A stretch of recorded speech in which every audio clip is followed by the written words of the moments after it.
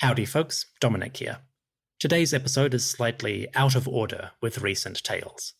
We've been talking about the reign of Tut'ankhamun and his government. Today, we need to rewind slightly. We are introducing a new kingdom, a new empire, and that will require some backstory. So bear in mind, the events of this episode take place before the reign of Tut'ankhamun. If you are just here for Tut, feel free to skip. Otherwise, enjoy the show.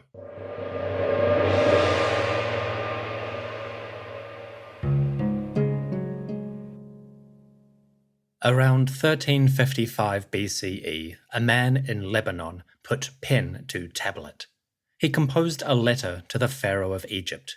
In this letter, the man, a ruler, warned the Pharaoh of new threats rising in the north. Trouble had come to Syria, and a powerful kingdom was threatening war. Quote, Rebadi of Byblos speaks to his lord, the king of the lands, the king of Egypt. I fall at the feet of my lord, my sun god, 7 times and 7 times. May the king, my lord, know that the city of Byblos, your servant, has been at peace since ancient times. But may the king, my lord, be alerted. The king of Hatti has taken all the lands, all the tribute bearers of the king of the land of Mitanni, the king of the land of Naharin, the land of great kings. End quote. Rebadi, ruler of Byblos, wrote to the pharaoh Akhenaten. He was concerned that trouble had come to Syria, that the king of a land called Hatti had overwhelmed a major empire. Hatti, in modern-day Turkey, was a rising kingdom. You might know it better as the land of the Hittites.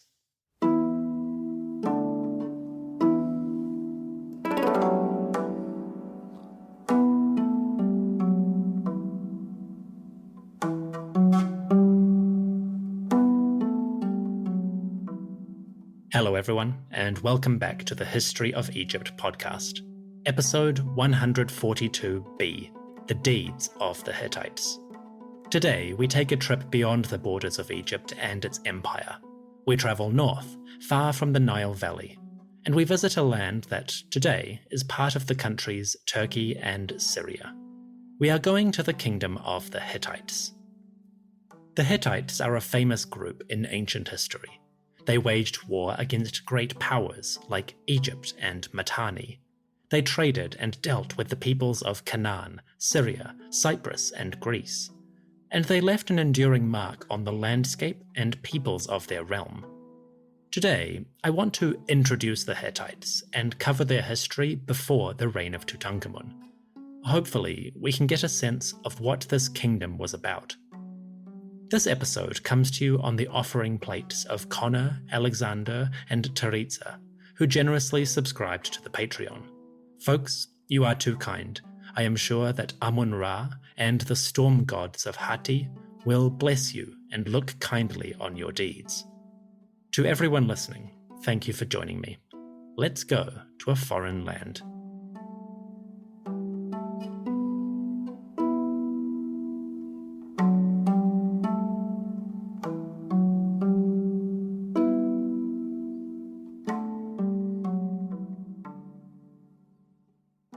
Our story begins in the highlands of Anatolia, the modern nation of Turkey. Anatolia is a peninsula that stretches westward and juts into the Aegean Sea. It is a mountainous region. The land is steep and hilly, difficult to traverse quickly. In summer it is hot, in winter terribly cold.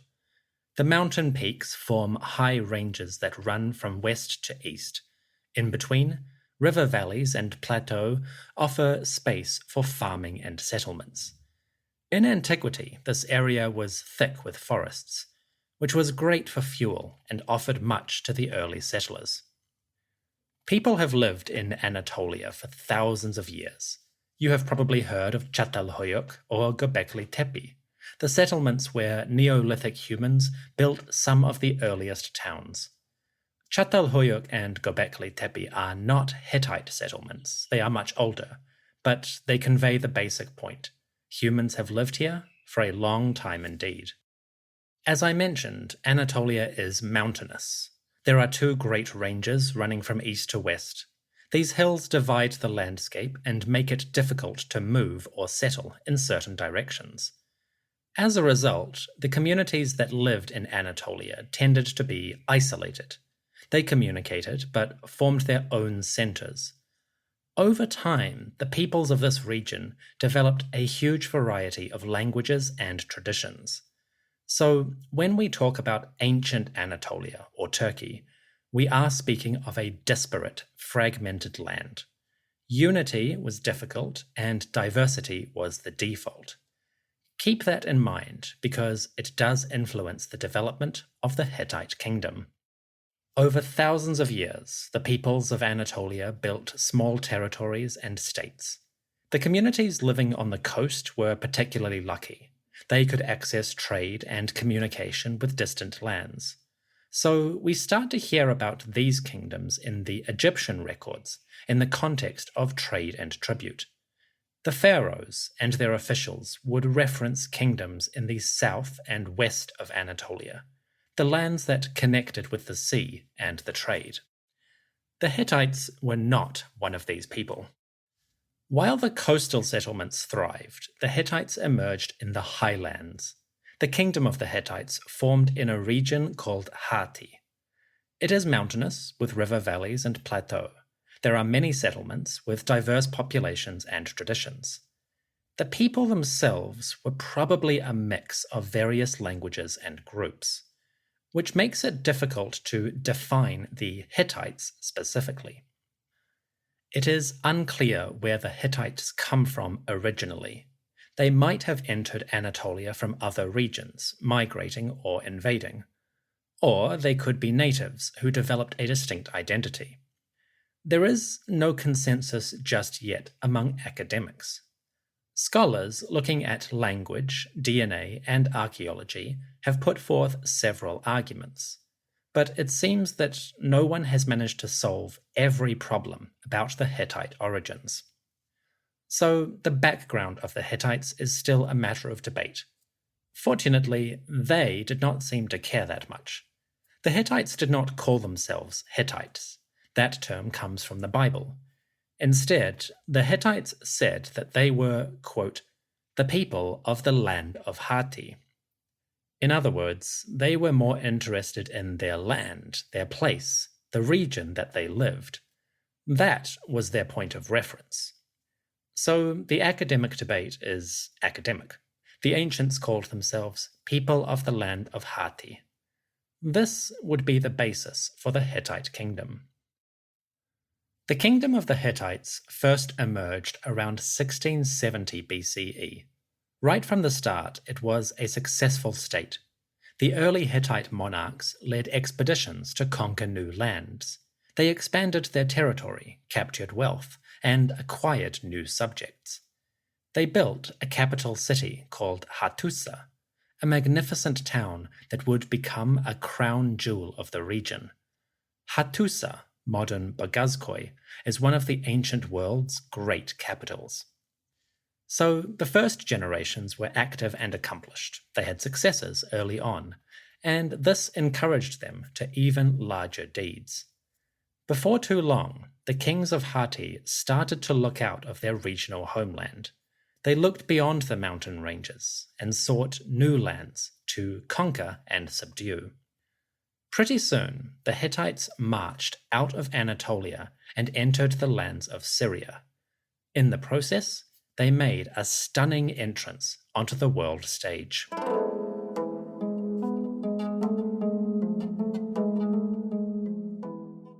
The Kingdom of Hatti emerged around 1670 BCE. Just 80 years later, a king of Hatti would do something spectacular. In 1595 BCE, a ruler named Mursili led an army out of central Anatolia. He left the highlands and headed south and east. He went into lands that today are part of Syria and Iraq. Mursili invaded this region, leading his troops further south. Eventually, the Hittite army came to the walls of Babylon. Babylon is a legendary name, the home of Hammurabi and Marduk, the great god. The city of Babylon is one of humanity's oldest and most famous communities. By 1595, Babylon had forged a mighty kingdom, an empire, in the heart of modern Iraq. It was a prestigious and wealthy community, which made it a rather tempting target. In 1595, the king of Hatti, Mursili, marched out of his homeland and came to the city of Babylon. The Hittite warriors did not come in peace. Instead, they attacked Babylon. They plundered the city, overthrowing its rulers and looting its temples. Their work was thorough. Hittite warriors even stole the statue of Marduk, the great god who looked after Babylon. They took Marduk from his sanctuary and carried him back to Hatti. In the process, Mursili and his soldiers took the wealth and dignity of Babylon, and they took its divine protection.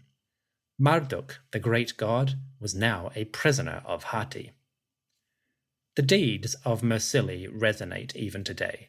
His campaign swept through Syria and Iraq and affected towns that still exist in our modern world. We hear about this campaign in an early Hittite text. It says, quote, "When Mursili was king in Hattusa, his sons, brothers, in-laws, family members, and troops were all united. He controlled the enemy land with force, and he took away their power. He went to the city Aleppo, and he destroyed it and took his people and its goods back to Hattusa. Afterwards, Mursili went to Babylon, and he destroyed Babylon. He took the people from Babylon and its goods to Hattusa." End quote. Mursili conquered Babylon, but he did not keep it. Instead, the king and his troops returned to Hatti, satisfied with their loot. This makes sense. Babylon is a long way from Hatti, which makes the attack even more impressive. But it also meant that keeping Babylon, controlling it, was not really feasible. So the warriors of Hatti swept south, plundered Babylon, and then left. However you look at it, it was a stunning move, a bold declaration that this group, these people of Hatti, were a potent force. So the Hittites emerged on the world stage around 1595 BCE. They invaded Syria and even marched south to attack Babylon. Quite the accomplishment for a kingdom less than 100 years old. Sadly, these glory days did not last. After the invasions, the Hittites were quiet. For 200 years, they remained in the north. The kings of Hatti spent generations dealing with rebellions, challenges, and internal affairs. We do not have time to explore these middle centuries, and the history is murky anyway. So let's move on. We have covered the earliest phase of Hittite royal history. Now let's fast forward a bit and meet one of their famous rulers.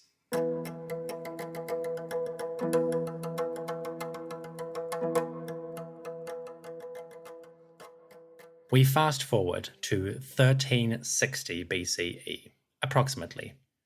Egypt lived under the rule of Akhenaten. To the north, a different king was rising in power. For 300 years, the Kingdom of Hatti had been quiet. After some early successes and stunning victories, the Highland Kingdom had turned inward once again. So we do not hear much about them outside of Hatti. To the rest of the world, this kingdom was quiet. A force, but a distant force at best. Well, that was about to change. Around 1360 BCE, a new ruler took charge of Hatti. This king's name was Suppiluliuma. He would be a major character for the history of this period. Suppiluliuma is a famous name in Hittite history. A victorious general and a cunning diplomat, he carved out a large and powerful empire. Suppiluliuma established relations with the pharaohs of Egypt and got involved in some really bizarre politics. We will encounter this king repeatedly over the coming episodes. Today, I want to introduce him and his early deeds. Suppiluliuma became king of Hatti somewhere around 1360 BCE, but his career started much earlier. Originally, he served the king of Hatti as a general, a military leader who crushed rebellions and defeated enemies. Suppiluliuma was successful, with many victories to his credit, and in time he built up a large power base. Suppiluliuma was a prince, a son of the Hittite king, but he was not the heir.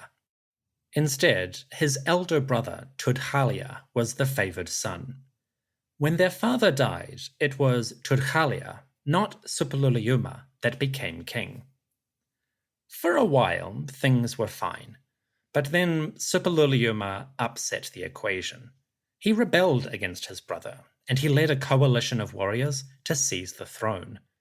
This uprising had bloody consequences, which we hear about in a royal text.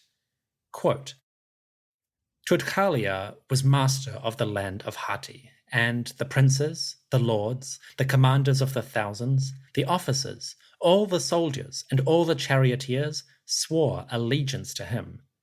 And my father, Suppiluliuma, swore allegiance to Tut'ankhamun as well.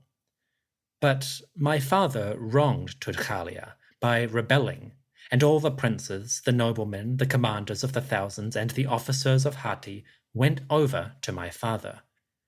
The gods seized Tut'ankhamun, and they killed him. Furthermore, they killed the brothers that had stood beside Tut'ankhamun in loyalty. End quote. Suppiluliuma served his brother, the king, for a while, but eventually he rebelled, and generals, nobles, soldiers, and officers rose up beside him. The rebellion overthrew Tut'ankhamun, and the king died in mysterious circumstances. Of course, the author attributes this death to the gods' displeasure, but we can see the writing on the wall. Whether he ordered it or not, Suppiluliuma and his conspiracy were responsible. Having removed his brother by force, Suppiluliuma took the throne. He became king of the land of Hatti, and his power seemed assured. But the fact that he had rebelled, and the way his brother died, were a stain on his legitimacy. Suppiluliuma was a rebel, a brother killer. That crime could not be forgotten. Having seized power, Suppiluliuma did what he did best. He started a campaign. The king of Hatti led his warriors on expeditions to defeat their enemies. Their target? The wealthy lands of Syria. In Chapter 2, we explore the deeds of Suppiluliuma. The king of Hatti would lead a powerful army on a wave of conquests. Through Syria and Iraq, he would stamp his authority over powerful kingdoms. In the process, Suppiluliuma would upend the old balance of power, and inevitably he would have to deal with the pharaohs of Egypt. That is Chapter 2, after the break. See you in a moment.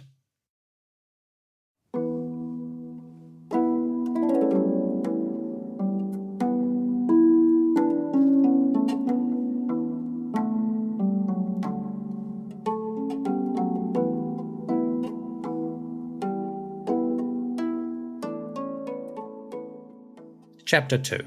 The Deeds of Suppiluliuma. The year was 1355 BCE, approximately.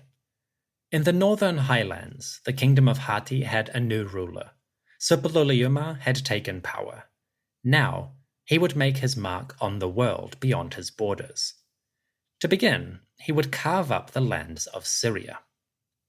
In 1355, Syria was a patchwork of kingdoms and cities. Local rulers governed small territories connected by trade routes and diplomacy. These kings fought amongst themselves, but they also traded and interacted in fascinating ways. More importantly, many of these rulers gave obedience to another king, a great king, a ruler to the east who governed an empire and compelled their obedience. In 1355, many kings of Syria served the Mitanni. We have visited Mitanni before. This empire, stretching across Syria and Iraq, covered a huge area. The kings of Mitanni were powerful. They conquered realms, subjugated vassals, and established authority in broad regions. The Mitanni had overwhelmed parts of Syria, and they had even fought with Egypt. The kings of Mitanni and the Egyptian pharaohs had gone head-to-head on a couple of occasions. So the lords of Mitanni were serious rulers, top tier in the political hierarchy. That is a basic summary, but you get the idea. The Mitanni were powerful, they had influence, and they controlled much of Syria. Well, Suppiluliuma would change all of that. About 5 years into his reign, give or take, Suppiluliuma left his homeland and invaded Syria. He started moving against the empire of Mitanni.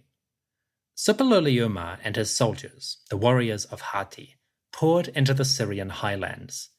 They moved quickly, crossing the great rivers and advancing towards the east. It seems that Suppiluliuma's invasion caught the Mitanni off guard. Either they did not expect this attack, or they were distracted by other problems. Either way, the Hittite army crossed a lot of territory before the Mitanni could react. The king of Mitanni and his charioteers retreated. They moved eastward, trying to escape the Hittite warriors. If there was any fighting, the Mitanni lost. Pretty soon, they were fleeing for their lives. The Hittite army had two main groups, the foot soldiers, or infantry, and the chariots. The chariots were the elite force. They belonged to wealthy nobles who wielded spears and bows while charging the enemy. The Hittite chariots were heavy, much heavier than the chariots of other societies. Every war cart held 2 or even 3 men, who could deal death to the enemies around. Of course, this extra weight made the Hittite chariots slower and a bit more unstable. But it had benefits in force. For the Hittites, the chariot was a powerful, smashing weapon. The Hittite foot soldiers were similar to their contemporaries. They came from the general population, the farmers, the workers, and so forth. In battle, they carried spears or bronze swords, and they swore powerful oaths to serve the king. Hittite foot soldiers did not receive pay, but earned their rewards by plundering enemy camps and cities. In short, the Hittite troops were a classic army of the ancient world, part-time but capable and ready to fight hard for rewards. This was the army that Suppiluliuma brought to Syria, the troops who attacked the Mitanni. Suppiluliuma's forces moved quickly. The chariots thundered across the plains, and the foot soldiers captured cities. The Hittite attack was fast, so fast that the Mitanni could barely react. It seems that Suppiluliuma and his warriors moved at speed, advancing rapidly to disrupt the enemy. The Mitanni forces melted before the onslaught. The king of Mitanni and his bodyguard could not stop this advance. They fled east, heading for their capital. Pretty soon, Suppiluliuma and his warriors were battering at the gates. The Mitanni king did not defend his main city. He fled, and the Hittites captured the center, a town called Washugani. They plundered this Mitanni capital and celebrated their victory. Just like that, the power of the Mitanni was broken. The Hittites and their king had overwhelmed an empire.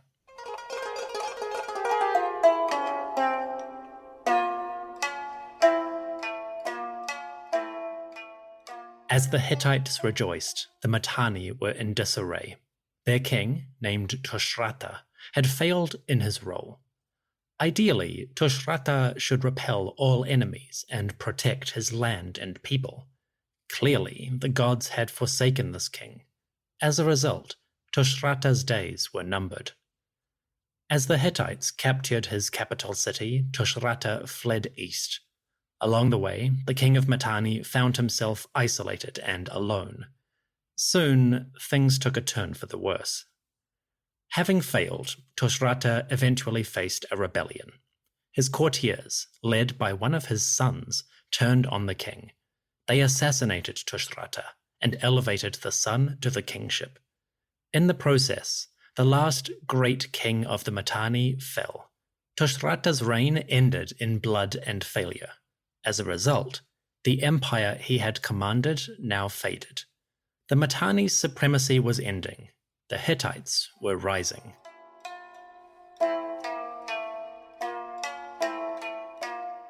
Suppiluliuma claimed that he had destroyed Mitanni in just 1 year.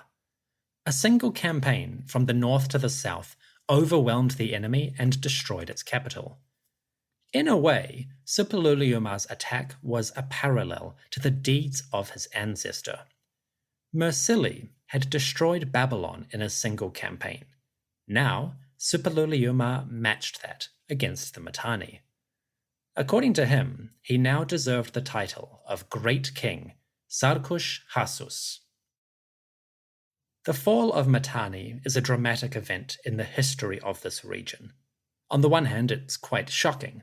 The Hittites overthrew the Mitanni so quickly that it almost seems easy. On the other hand, the Mitanni Empire had been weakening for some time. Rebellions, civil wars, and general disturbances had caused problems in their political system. Also, Suppiluliuma had planned this war carefully. In the years leading up to it, the king of Hatti had formed alliances with many of the rulers around the Mitanni lands. Small states, petty kings, joined forces with the Hittite ruler. In other words, long before his army marched, Suppiluliuma fought a war of diplomacy. He isolated the Mitanni king, peeling away his friends and vassals. Then, when the moment was right, the Hittites struck. They dealt a death blow and overthrew their enemy. It was a magnificent achievement. The armies of Suppiluliuma poured into northern Syria. They smashed the power of Mitanni and persuaded the smaller kingdoms and cities to submit. Minor rulers now gave obedience to the king of Hatti. Many towns became his subjects. In just a few years, Suppiluliuma went international. He established a Hittite empire. The king of Hatti did not control his vassals too closely, but he commanded their loyalty and their tribute. He and his troops had started something, and their invasions overthrew the old balance of power. As you can imagine, this kind of disruption would have lasting consequences. Most importantly, Suppiluliuma's conquests would bring him in contact and conflict with another great power. It was time for the Hittites to deal with Egypt.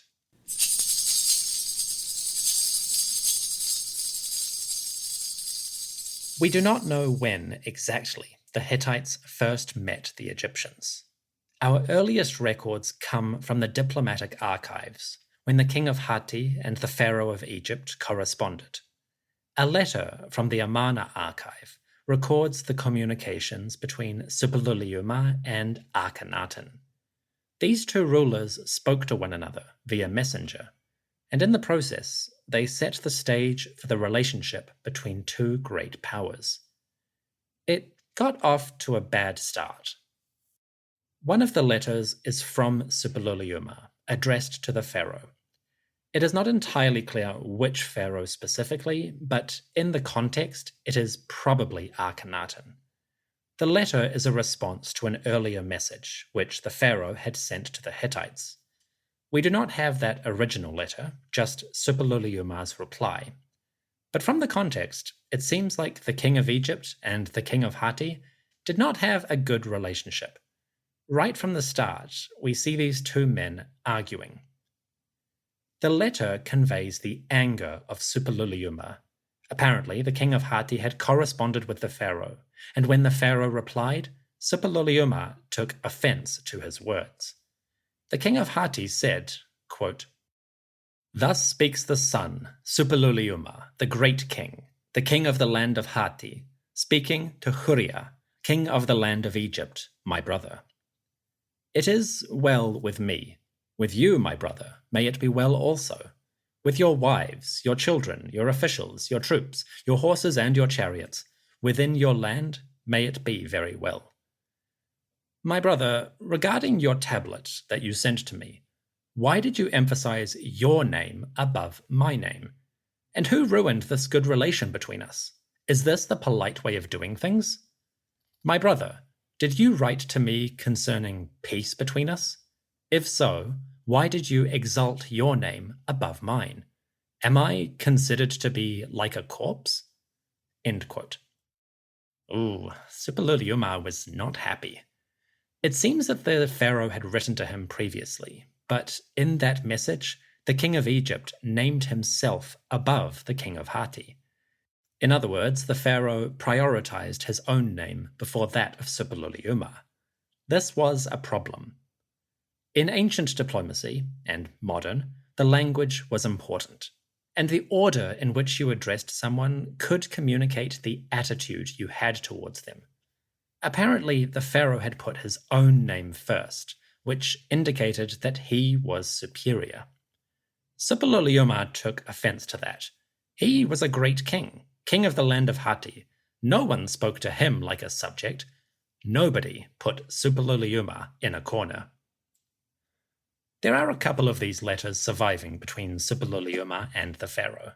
They are damaged, and not much is left, but it seems like the two rulers corresponded a few times. If the first letter is any indication, they did not get along. Pretty soon, that relationship degraded further. Late in the reign of Akhenaten, Suppiluliuma started to attack parts of Egypt's empire. As we round out this episode, we will see how things went downhill. Around 1350 BCE, the second half of Akhenaten's reign, Suppiluliuma started to attack parts of Syria and Canaan. The king of Hatti had already conquered many cities in the north, and he had smashed the empire of Mitanni. Now, the great king turned his attention to the wealthy lands of the south. The kingdoms of Amurru, Ugarit, Kadesh, and Nukashi were all fertile grounds for expansion. Over the next few years, Suppiluliuma would start to pressure these communities. Having smashed his enemies and subjugated his rivals, Suppiluliuma began to move into Canaan. Once again, the king of Hatti was cunning. He used a combination of military force and diplomatic outreach to achieve his goals. We hear about this from letters which various rulers sent to the pharaoh. Local kings living in Canaan started to report that the Hittites were encroaching. In one letter, a ruler tells the pharaoh about Hatti's diplomacy. A Canaanite leader reported that Suppiluliuma had sent messages, embassies, to his land. Apparently, the king of Hatti was offering treaties, offers to break away and join his empire. In the letter, we hear about the Canaanite response. Quote, "To the son, the king, my lord, king of the land of Egypt. Thus speaks Adad-nirari, your servant. At the feet of my lord I have fallen. The king of the land of Hatti has sent to me tablets and treaties. My lord, I have rejected the tablets and treaty agreements. I am the loyal servant of Egypt. May my lord, the king, come forth to us, and we will seize the enemy lands and return them to our lord, the king of Egypt. May our lord take a stand here, this year. Do not be neglectful." End quote. A local ruler, Adad-nirari, was concerned at the Hittite messages. He asked the pharaoh to come quickly and assert his authority. If the king of Egypt and his warriors came to Canaan, they could make a show of force and take back lost territory. If not, well, the king of Hatti was not likely to stop. Suppiluliuma was following a similar strategy to the one he employed in Syria. He sent out messengers to various rulers with offers of friendship. The king of Hatti wielded diplomacy like a sword. Where possible, he would separate vassals from their lord. He would isolate parts of Canaan so that he could subjugate them. This plan was risky but worth it. If he could pry away a couple of kingdoms, Suppiluliuma would be in a strong position.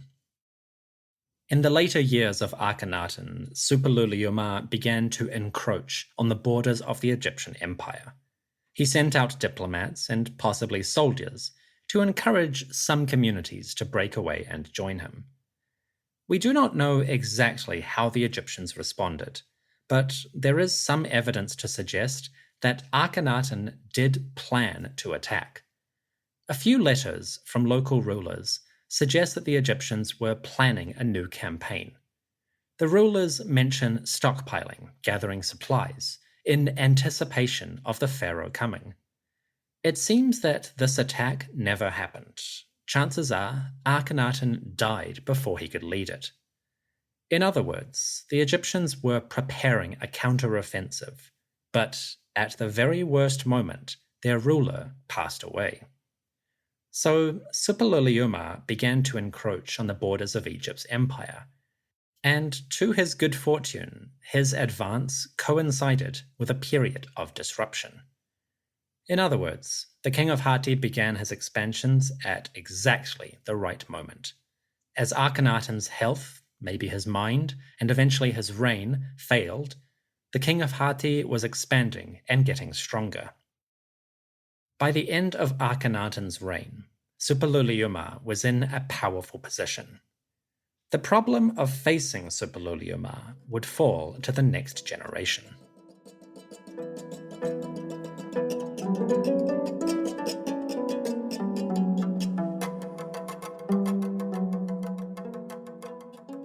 The king of Hatti, Suppiluliuma, was a cunning leader. Skilled in diplomacy, strategy, and war, he was an effective commander and ruler. The great king of Hatti was expanding his influence rapidly, and some of his movements were encroaching on Egyptian territory. Soon, he would become a major problem. We now come to the end of today's episode. The board is set, the pieces are moving. As the king of Hatti, Suppiluliuma, establishes his power, the pressure starts to build. Next time, Suppiluliuma begins to encroach on the borders of Egypt. He pushes in on the edges of Pharaoh's empire. Most significantly, he intimidates smaller kingdoms, including some that we have met before. Next time, Suppiluliuma advances, and he gets in contact with Amurru. The rulers of Amurru were a troublesome bunch, causing problems for their neighbors and for Egypt. Naturally, Suppiluliuma saw an opportunity and decided to speak with them. That is episode 142C, releasing very soon. Thank you for listening to the History of Egypt podcast. Stick around after the break for a brief epilogue, in which the tales of ancient history have some unexpected counterparts in the modern world.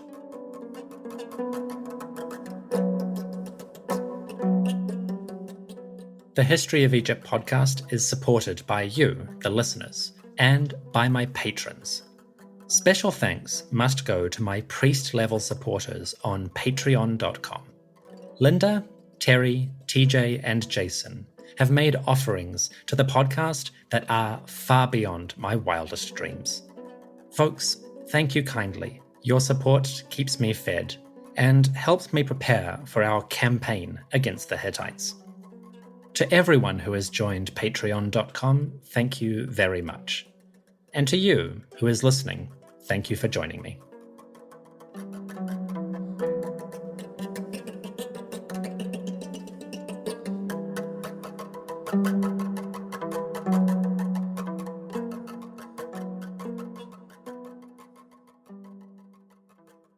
In 1355 BCE, the king of Hatti led an invasion into Syria. After years of preparation, the Hittite ruler invaded the empire of Mitanni.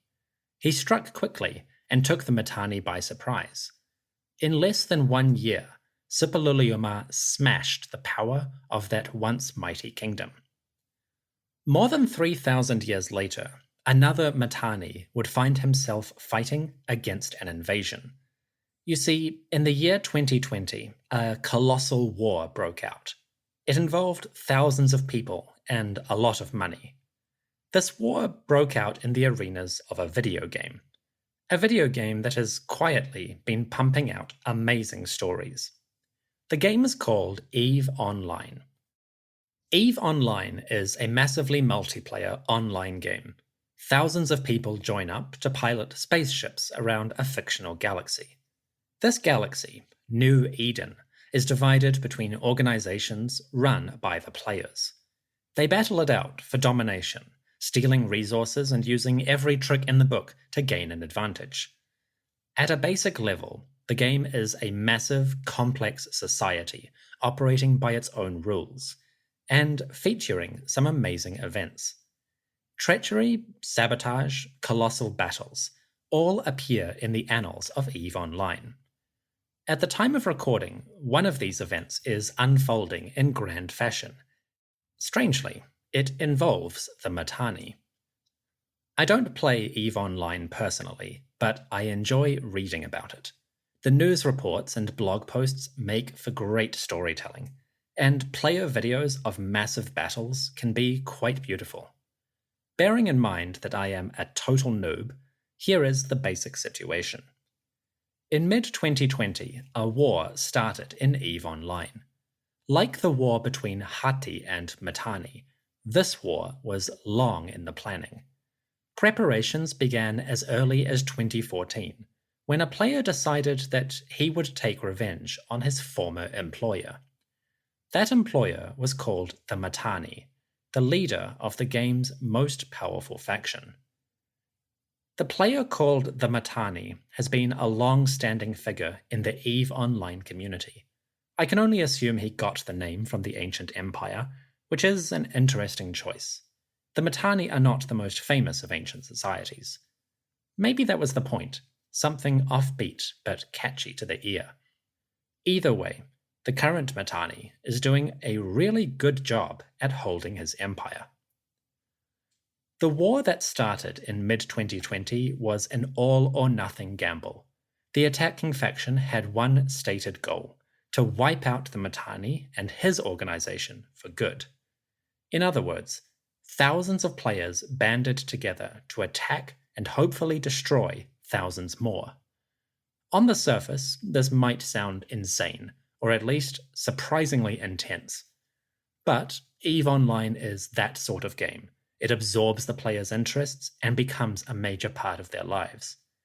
And in the game, if peace reigns for too long, people get bored.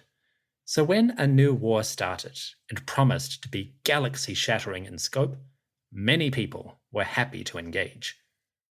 Since mid-2020, this war has raged across the galaxy. Both sides have made impressive gains, leading massive assaults along wide fronts. Star systems, fortresses, mining colonies, and fleets have been swallowed up or even destroyed. In early October, the war reached a peak, when almost 9,000 players gathered together on a single battlefield. That was the largest fight in the game's history up to that point. It lasted for 14 hours, and in that time, more than 3,700 spaceships owned by the players were destroyed. This had a combined real-world value of almost $25,000 US. So things were crazy. At the end of 2020 and early 2021, another battle broke out. This one took place in a couple of phases, and it shattered the early record for player numbers. This time, over 13,000 people tried to participate. The fight was so large that it broke the game's server, which caused a deadlock, and at the time of recording, this battle is only just being resolved. For those who are curious, it seems like the Mitanni lost this particular battle, or rather, his faction did. I don't know if he was participating. Now, the war drags on. None of this has anything to do with ancient history, really, but it's fun, and it's a cute example of how ancient stories can inspire new ones. How people making their own societies online can sometimes replicate events of the past. In this situation, it seems like the Hittites, attacking the Mitanni, are having a lot more trouble than Suppiluliuma did. But who knows what the future holds? Will the Mitanni fall a second time? We will see.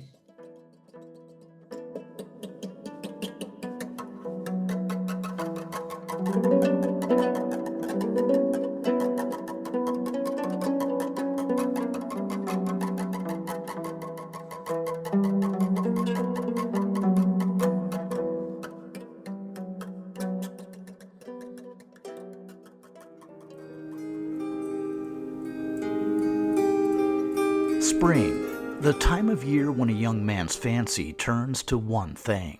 Hittites, particularly the most famous Hittite king of them all, Suppiluliuma I. Hi, I'm Dominic from the History of Egypt podcast. And I'm Scott Chesworth from the Ancient World podcast. And we're here to let you know about a very special event. Every so often, the stars align such that two ancient podcasts intersect. In April, the History of Egypt podcast will be doing a special episode covering the deeds of Suppiluliuma, the Hittite king whose reign was contemporary with the Egyptian pharaohs Akhenaten, Neferuaten, and Tut'ankhamun. At around the same time, the Ancient World podcast will be starting a brand new series on the life and death of the Neo-Hittite kingdoms, beginning with the Hittite capture of the Syrian city of Carchemish by, you guessed it, Suppiluliuma I. So be sure to subscribe to the Ancient World podcast to get the Hittite side of the story. And subscribe to the History of Egypt podcast to get the Egyptian side of the story, along with the special episode on Suppiluliuma I. Thanks for listening to our respective shows. May the 1,000 gods of Hatti and the great gods of the Egyptian cosmos bless you and your life.